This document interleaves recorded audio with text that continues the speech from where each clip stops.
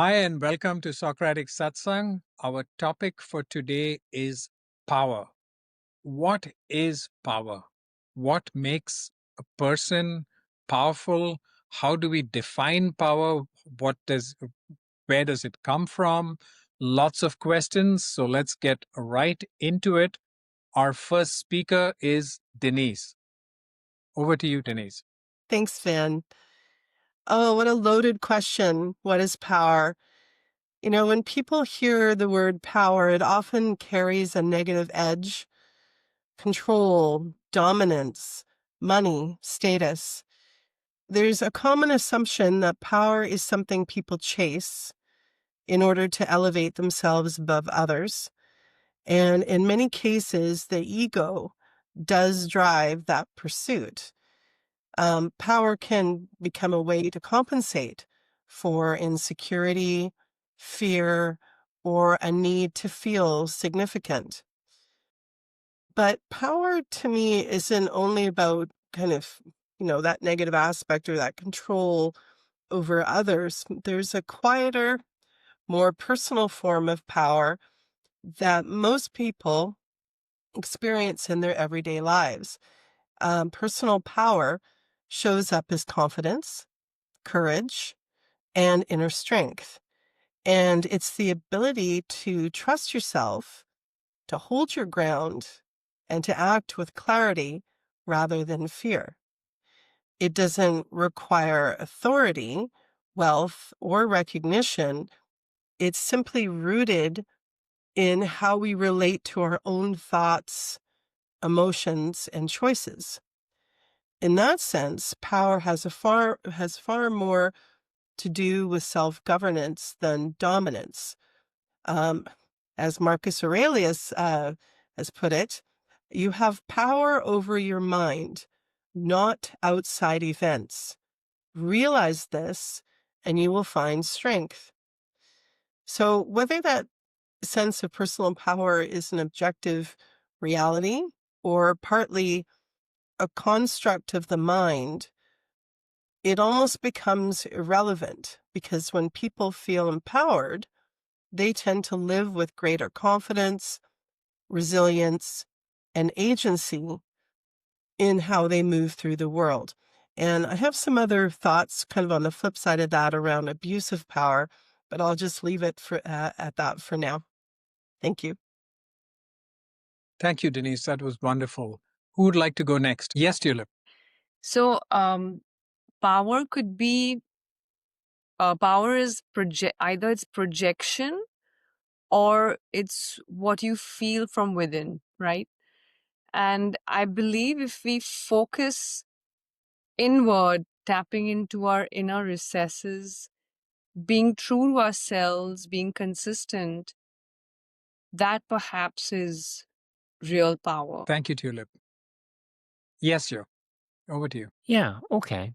Well, picking up on both what Denise and Tulip touched on, that sort of starting with almost like inner power, inner strength, and it's a little bit of Shakespeare.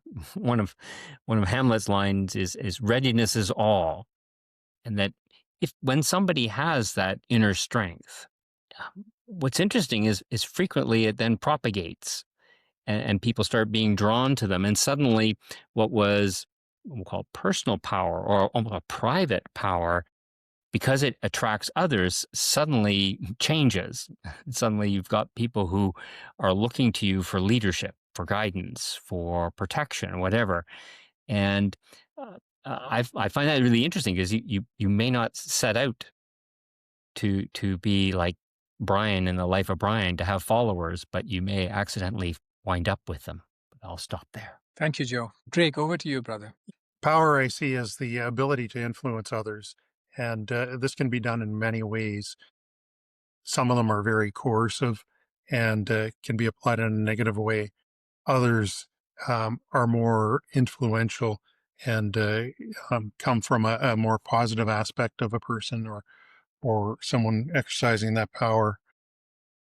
There's power that's exercised through force, and then what's often referred to as soft power, where it's more not the direct force way of influencing someone, but more subtle measures. And I mean, you often see this in the political arena and international events where somebody doesn't go directly to war attacking someone else, but it tries to do things through other methods to achieve the same goals, but still exercising a form of power. And any of these forms of power can be a positive thing or very negative. So it's up to the individuals to use it responsibly and for everyone's benefit. There was Frederick Lenz said, "Power without wisdom is a very dangerous thing," and unfortunately, I think we see that too much in our daily lives, where people are exercising power for the sake of having the ability to, and not making wise choices with it. And I'll leave it there for now. Thank you. Who would like to go next? Yes, Kevin. Further to what Drake was talking about, sometimes power comes from knowledge and experience. For example, if you're starting up a business and you say, Kevin, I know you work with government contracts. How do I get into the government contract, get a government contract? And I would use my experience and knowledge to try and help you out. And similarly on this panel, Vin, I've always talked to you about your experiences in India and your finance knowledge. Denise, I know, is also helping people with finances. So through you guys, you have some sort of experience and knowledge that, in the future, I may have to take advantage of. Drake, I know, is a photographer and a nature photographer. So if I was to go out in the woods and take some shots and get some feedback from Drake, I would be conceding to his power and say, look, how do I make this better? Or crop or something. So knowledge and experience is power. And it's a positive one, I think.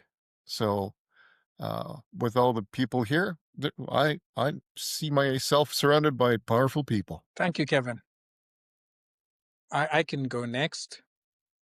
What is power? I remember hearing as a kid, knowledge is power. Somehow that didn't sit well with me because I thought there's many people who know things but do nothing about it. It doesn't make them powerful in any way. So I'd say agency is power. And by agency, I mean the power to effect things or action on yourself or on others is what I'd define as power. Externally, the tools for power would be knowledge, money, influence, network, just physical resources like armies or just a lot of power at your disposal. All of this could be external power.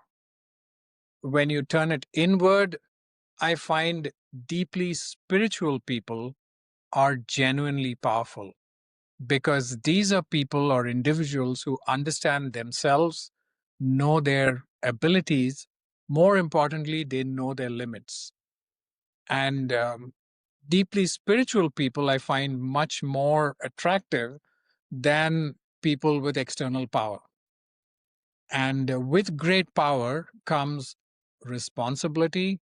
You have to act, as Drake and Kevin said, with wisdom, clarity, and patience. So I think power comes with responsibility, and I'd rather follow somebody who's deeply spiritual than someone with a ton of money and physical power. Thank you. Yes, Kirsten. Trying to get my thoughts here together a little bit, but something that actually, Joe, how you described, there's this inner power, and it just people you may not even intend for people to kind of gravitate towards you, but that's ends up what happens. And I feel like that is something that my husband knows very well. And I was trying to think about this because when I met Vin, I remember thinking there's this deep inner power in him. And I couldn't, even when I was thinking about it today, I couldn't quite name, like, what is it? I've seen certainly that pursuit of external power, the pursuit of money, status, often maybe trying to extract from others to gain power. And Drake, I think what you said, that power is really this influence over people. And I think what I was realizing is that what I've seen in you, my husband, Finn, is that there's a lack of being influenced by money, status, and other people's opinions.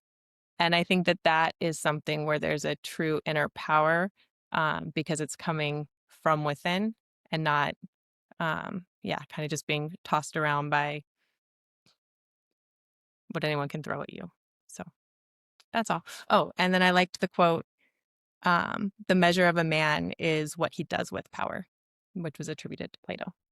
Thank you. Any other thoughts? Who would like to go next? Yes, Denise. So I also wanted to look at, I talked about the inner power, but also looking at power through its abuse helps clarify what power actually is and isn't. And I know everyone's kind of touched on this to some level. So when power becomes concentrated in institutions like government, media, corporations, leadership structures, it often stops being about responsibility and starts becoming about preservation. And the focus tends to shift from serving to maintaining control. So I find the abuse of power frequently stems from more fear than strength. Fear of losing relevance, authority, security, or narrative control.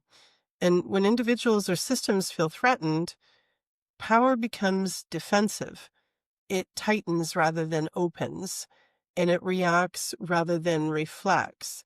So I find that there is a fine line between power and the misperception that power is control. They're often assumed to go hand in hand, but in reality, control only exists to the extent that people participate in it. And that's kind of to what Kirsten was, your point about how Vin thinks, for example. And I'm sure a lot of us think similarly. So the more you participate in it, the more it exists, that control or that power. But without that participation, control doesn't have that same substance. And I also find belief plays a role here as well. We give power to what we believe in. So whether it's institution, leaders, industries, narratives, whatever it might be, whether or not those beliefs are objectively true, from the inside, that power feels real because belief to us itself carries weight.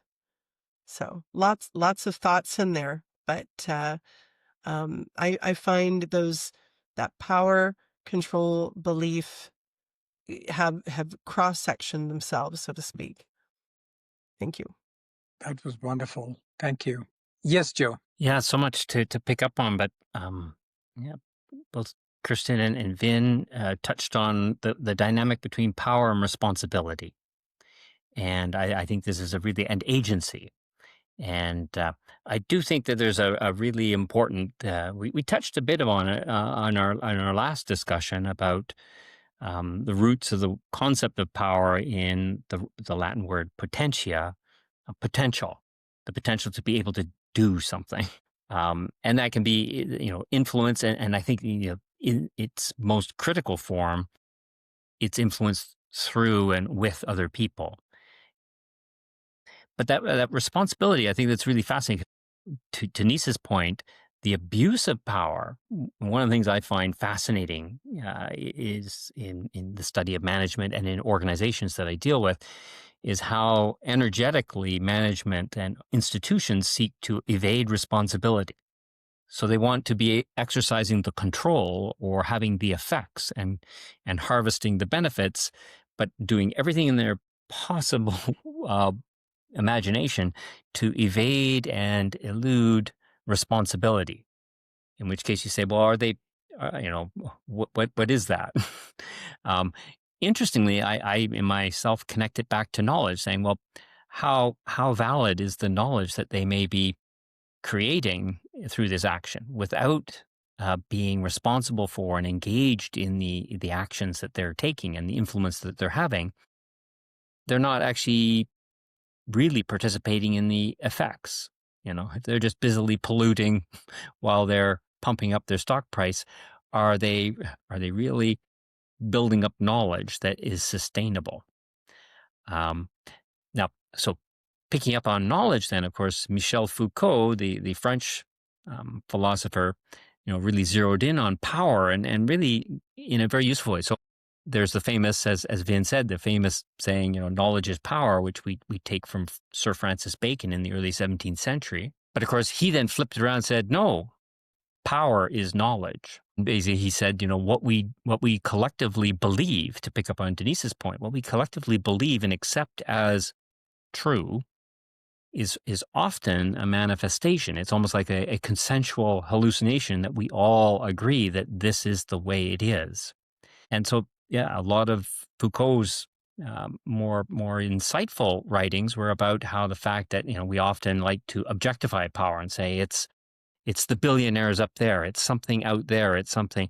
But he said, well, no, power always works in and through people.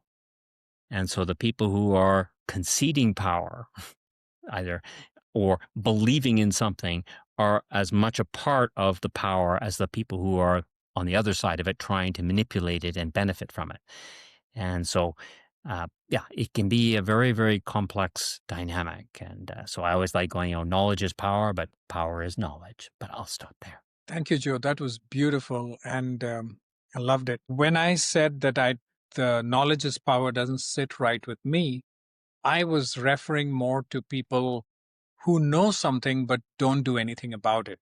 For example, you know that a certain food is not healthy, or a certain habit is not going to get you anywhere, but you still do it. So that knowledge that you have is of no use. There's no power in it, and it's not helping you in any way, is where I was coming from.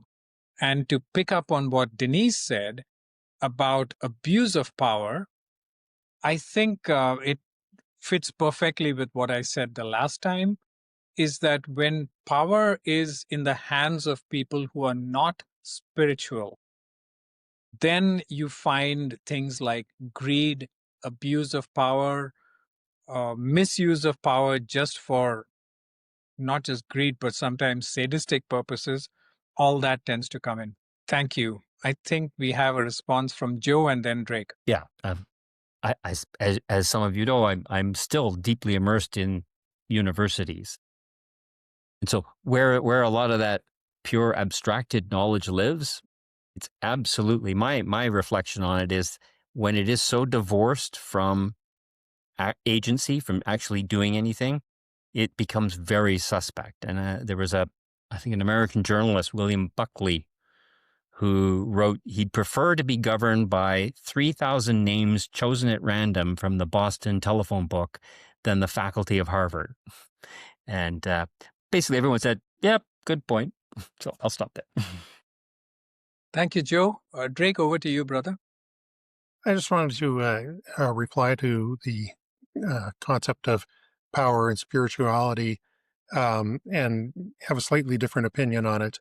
And I think that power has been abused many times, claiming to be based in spirituality or religion, and that I don't think that whether you're spiritual or not affects directly whether you're abusing power or not. I think that's more the personality traits inherent in that person than any claim to spirituality or not.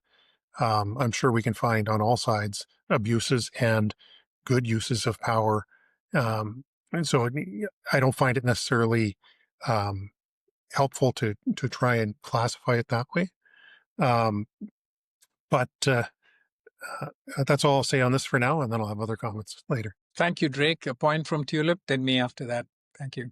No, so I'm just wondering, is it a question of I'm asking if I think people usually mistake power for ego and ego for power, and I think how we control it or how we feed it or fuel it makes a difference. So if any of you have anything to say about that. Thank you. Drake, I agree with what you said completely, that spiritual people or people claiming to be spiritual have abused power, and we have plenty of examples of that. So I think it would be right for me to clarify what I mean by deeply spiritual people. For me, spirituality is separate from religion. And so, what is spirituality? Spirituality is essentially just seekers of clarity, people who are seeking, deeply seeking, what is right, what is wrong, what works, what doesn't. So they're not people who are embedded in dogma or stories of religious orders. They're more people who tend to look inward and seek.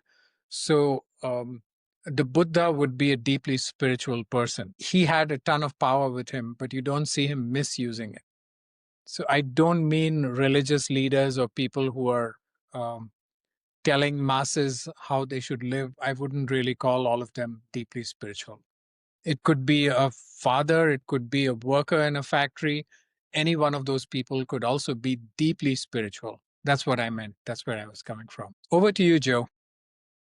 Well, picking up on this about self, we've touched on self, we've touched on spirituality, and I would be remiss not to bring up Friedrich Nietzsche when talking about power.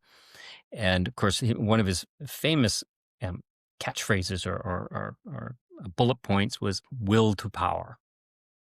And I was thinking about it when Denise was talking about abuses of power coming out of fear, frequently being rooted in weakness. And I think that connects to some of the other things we've been talking about self and about spirituality, about being centered and confident.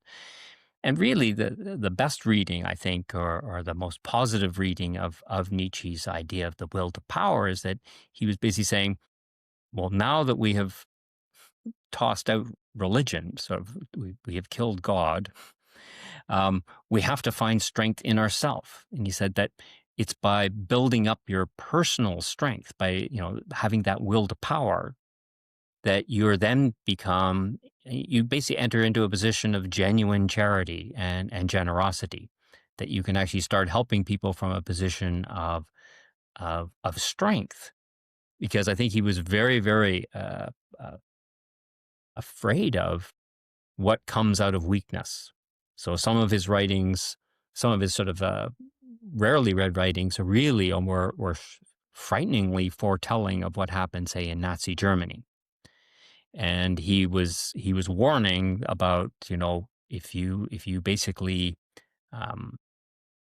abdicate responsibility and allow weakness to become the center of your moral system, then beware, because it has no limits on what it can do. And turns out history proved him right. So I'll stop there. Thank you, Joe. Denise, over to you. So a lot of the conversation that was just had kind of struck a chord with me with regard to the power that someone can hold with their knowledge in both a positive and negative way, depending on who that person is. And so I have my own example in a couple of different areas or realms in my life. Yes, I have realms. One of them is the health side, which I am not going to go into right now because I think everybody knows my health story, because I've repeated it several times on many podcasts in the past. But gaining all of that knowledge to help build my personal power, and then not just keep it to myself, but to be able to share that. And I think, Vin, you touched on that earlier, and that was really important to me. But it never, and I know Tulip, you talked about the ego.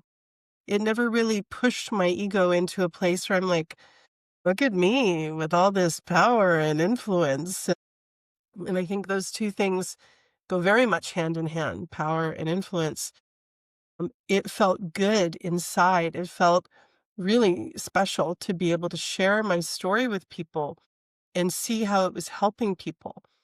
But it was how they were being helped that made me feel good. The other thing was with my meditation business, I've had some very successful meditations that I've taught. I create my own, all different types of things. And having people come up to me afterwards and say, wow, like that was really amazing. And I feel it where, people are gathering around going, how would I do this? Or what would you suggest for that? And again, I think it comes down to the person because I could see how an ego, um, or the, I don't know how to put it, but like the kind of lust for a more abusive power can develop from those circumstances or those instances if you have the ability or have that in you to do that. For me, of course, I felt good afterwards. I'm like, that's pretty cool. Everyone seemed to enjoy themselves and get something out of it. And wow, I did a great thing. But it didn't affect me in a negative way. It just made me feel like, wow, I do have the ability to influence, but in a positive way. And it feels good to help other people. So anyway, just some personal thoughts there from my own life. Thank you, Denise. I've known you for close to 10 years. I don't think that you've ever come across as a person with overbearing ego in any way. And I think it's perfectly healthy to feel happy and pat yourself on the back once in a while and say, good job. You've helped somebody. Yes, Drake. I think often people in a position of power and that are seeking respect through their power. And the way they go about doing that can be very influential and a positive or negative thing. If they are using their power and authority over someone in a bullying manner, it'll foster resentment and exactly the opposite of what they want. However, if they're working together as a team and in a positive manner, and that it can foster trust and foster that respect. And I think it's interesting a quote from Plato that he who does not desire power is fit to hold it. And what I see there is um, if you're just doing what you're doing for the good, for the sake of good, and not trying to benefit off it, then there's a lot more positive in it, and you're fit to hold that power. Whereas if you are set on getting power, often you're going to use those negative aspects, which are going to hurt others and ultimately reflect poorly on yourself. Thank you, Drake. That was wonderful. Thank you. I remember I attended a satsang once in India. This may have been maybe 25 years ago. There was this Q&A going on, and a young girl raised her hand. Her mother was standing next to her. And there was the background to this is that young girl wanted to move to the US to study. And the mother did not want her to go to the US because she had heard all kinds of stories that young girls go to the US, they get involved in, orgies and drugs and all kinds of things. So the mother was terrified. And she had spoken to the person who was on stage running the satsang. So the daughter raised her hand and said, I want to go abroad to study, and what's wrong with that? And the person sitting on the stage said, I found this hilarious. The person said that if you go abroad, you are leaving the country of your birth. And Hindus, of course, believe in reincarnation. So he said, that means you will die there and you will be born again here because you didn't complete your duty here. And as funny as it sounds, and frankly, it has nothing to do with Hindu reincarnation, it was a proper abuse of power going on there. The mother was using her influence, the guy on the stage who had gotten influenced, and using his power to influence somebody and uh, just misquoting the religious text to get something done. Yes, there is abuse of power at almost all levels, I guess. Yes, Denise. And I see that in the meditation industry as well. with sound baths, and it's all the rage in Vancouver. For me, a big part of what I do is to educate people for the first, 10 to 15 minutes about what's happening to their brainwaves, what's happening down to a cellular level. That's very uncommon, but it is technically a form of healing/treatment. And so to not provide that information or that knowledge, um, I think is people, educators are remiss in doing so. But certainly when it comes to, um, coming back to that knowledge is power, I find it funny that, like, there's this pie chart, and I apologize if I've mentioned this before. I think I may have in a previous podcast, where when we talk about knowledge, there's 5% of the pie chart that is what we know we know. The other 5%, or another 5%, I should say, is what we know we don't know. The 90% of the pie chart is actually what we don't know we don't know. And so if I had one thing to encourage people to do, is learn about your body, learn about your environment, learn, like, and it kind of goes back to what you were saying at the beginning, Vin, where it's, you have the capacity, every human being has the capacity to be able to learn. I mean, I did it with my health, I did it with my autistic daughter, to learn what you can to give yourself that personal power rather than handing it over and just saying, okay, well, this guy seems to know what he's talking about, so I'm just going to kind of go with the flow. Now, granted, a lot of people have that ability. They may be doctors, lawyers, etc. Um, I was ground into the ground making a comment on social media a little while ago about China's new rule around making sure influencers, which is like $1 billion industry there, that they have knowledge. They're not, people aren't just allowed to put out information about education, law, medicine, finance, without having some kind of education to do so. Because of course that takes people down a path of toxic discourse. So we wouldn't want that. So I really do believe that if everyone took a little bit more responsibility, kind of like what Drake was talking about earlier, maybe we wouldn't be giving up our personal power so quickly, because everyone has that ability to help themselves. Anyway, I've kind of gone down a bit of a rabbit hole there, but hopefully that makes sense. Thank you, Denise. Yes, Joe. And let's see, hearkening back to your earlier points, been about agency and knowledge. And in the couple of examples that we've just touched on about abuse, I guess it came up around, the potential abuse of spirituality or positions, a perceived spirituality, that if you were, exercising a force and an influence, but not sharing the knowledge that's with it, you're not actually propagating agency. You're not actually having influence that's enabling others to have self-agency.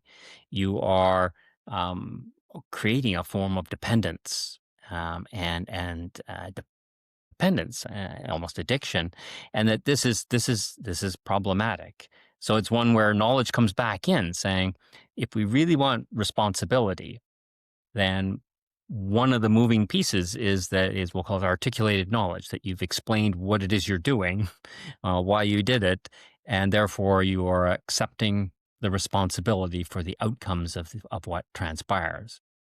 And, one of my less popular, and of course I have a whole list of unpopular aphorisms, but one of the most unpopular was basically says, knowledge is a curse.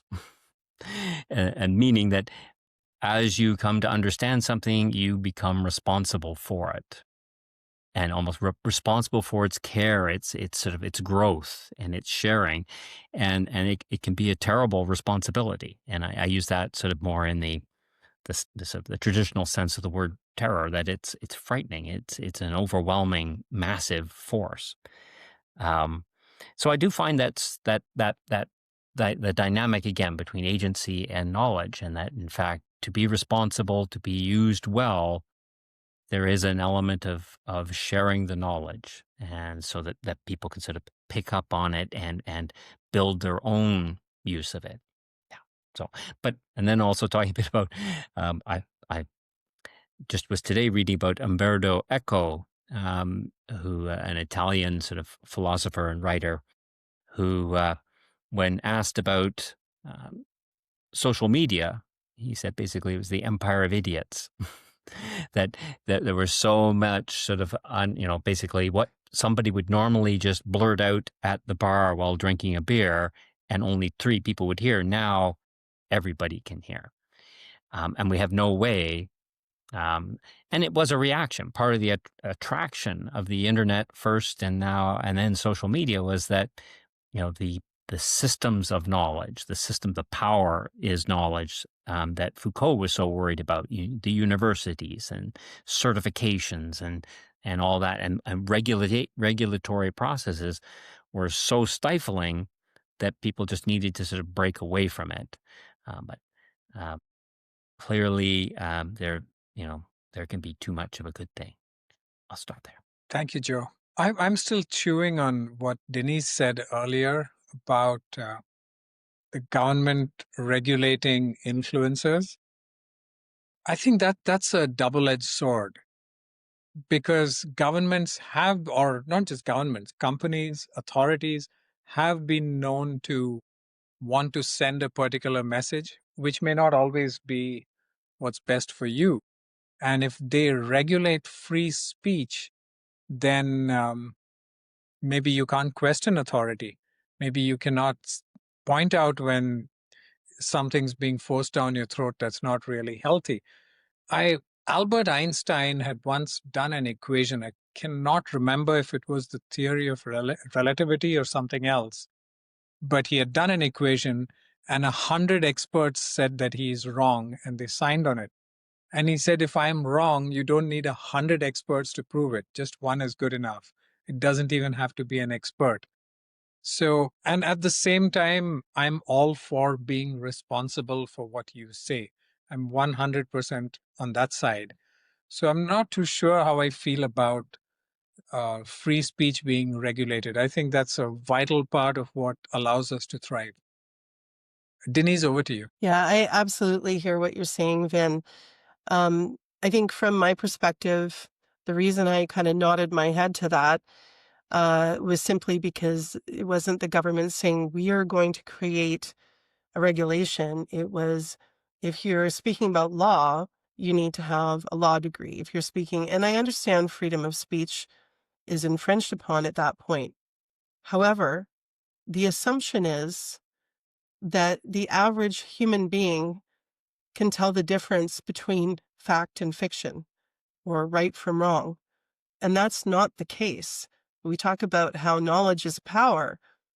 If you're watching an influencer and they have 50 million followers, and everything they say, everyone's hanging on everything they say, and they say that you should do this with your finances, or this is legal or not legal, or whatever it might be in those particular categories, especially the medicine for medical issues, that scares me, that that we assume that people have the ability to discern fact from fiction. So as much as I don't, and it's, of course, this came out from China, which, isn't exactly terribly helpful there. From, obviously the reason I got the backlash I did is because it's like, oh, freedom of speech and, communist country, etc.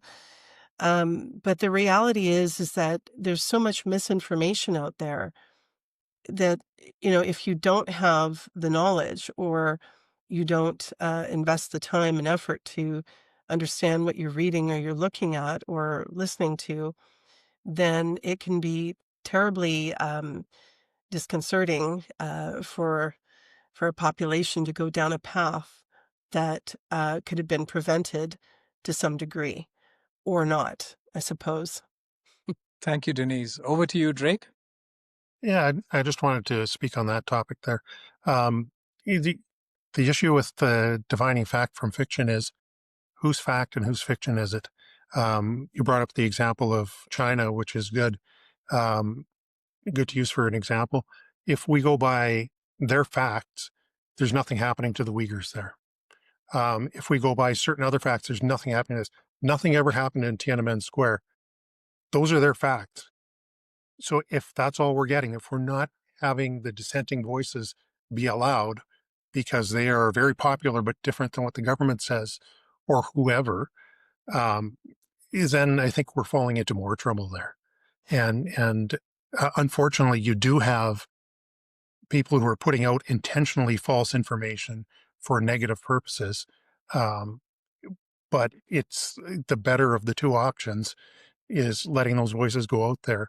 And then the onus is on the listener, the viewer, to seek deeper information and upon others to educate them on the differences. That's what I had on that. Thank you, Drake. Yes, Joe. Well, yeah, Drake basically gave us the short précis of John Milton's Areopagitica, which he published in the mid 17th century, and was one of the things I studied a lot of was the 17th and 18th century in England, and the big puzzle that was provoking my studies was, why did the Industrial Revolution happen in England? Like, what's up with that? They're in the middle of nowhere, in northern England, to make it even worse. And one of them was that in the 17th century, they really started to relax their press much more aggressively than other countries in Europe. And what we saw by the early 18th century was tons of books being published on everything. So basically, if you wanted to start building machines, steam engines, for example, you could buy for almost no money at all books that gave you basically almost the prior knowledge, all the prior, diagrams, and you could start tinkering. And so we saw sort of a wave of innovation that came out of the freedom of the press. You got some negative consequences too in England, but it's a fascinating case study in how the free flow of knowledge. But what John Milton was talking about specifically was allow all the opinions to be expressed. That the century prior to that, under the Tudors, had tried very strict rules on, you had to have a stamp that said, whatever publication was approved by the crown, you were allowed to publish that. You were allowed to print it and not get your head cut off.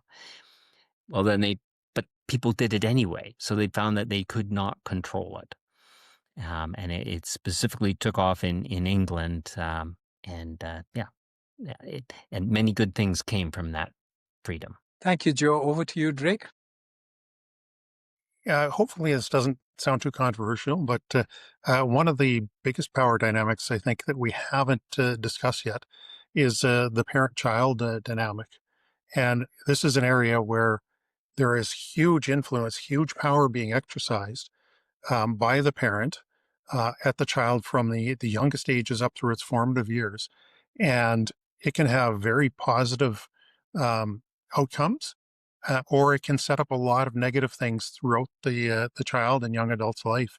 And don't ask me what the best way to control this is, how to do it, but I think it's an area that everyone should be very careful as a parent, as anyone else with a child, in how you are influencing that young mind, because at the very young ages, a child doesn't have the ability to logically reason things and understand things. So if you tell them as an authority figure, as a parent with the power, that the world is flat, hopefully no one's offended by this, and it's not really flat, they might believe that the rest of their life and become one of the flat earthers. And it could be anything. It doesn't have to be something as simple as that. It could be a political belief, a religious belief, whatever kind of belief system it might be.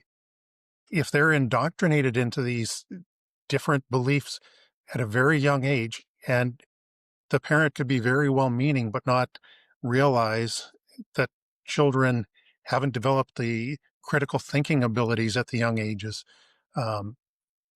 but the parent wants them to have all the positive aspects they believe they have, it could influence the rest of their life in a way that that can't be imagined, because that child loses the ability to a degree to logically reason out these things, and it just becomes flat for the rest of their life.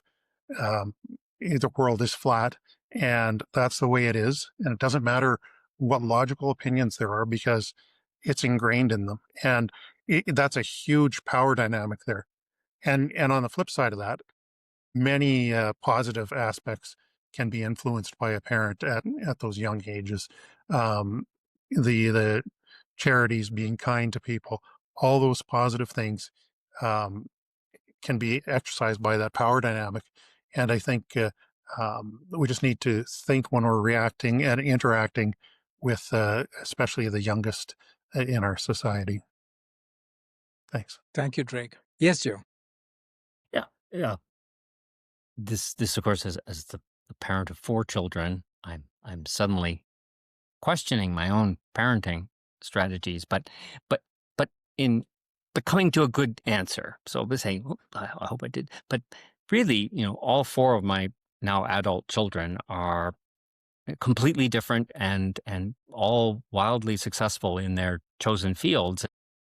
And I was reflecting back on some of the things we've touched on in our discussion tonight about, let's say, real power, centered power, being then exercised to sort of create a safe space for the children to grow, but actually having the confidence to sort of expand the space as their agency increases. One of the things all of my children were extremely precocious, is the word. They were very advanced linguistically in their capabilities. So I had to sort of back off, as it were, very rapidly to sort of allow a bigger and bigger space. But I remember my youngest daughter, Julia, would correct you. She was like not even 3 years old, and she'd go, "Actually," and she would start correcting people, and people would go like, "What possessed child is this? But it's that their agency was expanding at such a rate. It was almost like a Big Bang scenario. So you just had to sort of say, well, what do you do? And then the expression of parental power, as it were, or authority, really had to be expressed in terms of what resources do I need to get? And to punish me, they all wanted a lot of education. So it was just like shoveling money into educational institutions. But there you go. There's my rant. Thank you, Joe. Denise. Well, I grew up in the 70s where my parents were not even around. We would play outside until the streetlights came on. And, well, you know how Gen X is. We've all heard all the stories and, the thing on TV. Do you know where your kids are at 10 o'clock at night? That kind of stuff. I left home at 18 to go to university. And probably the best thing I ever could have done. I love my parents very much.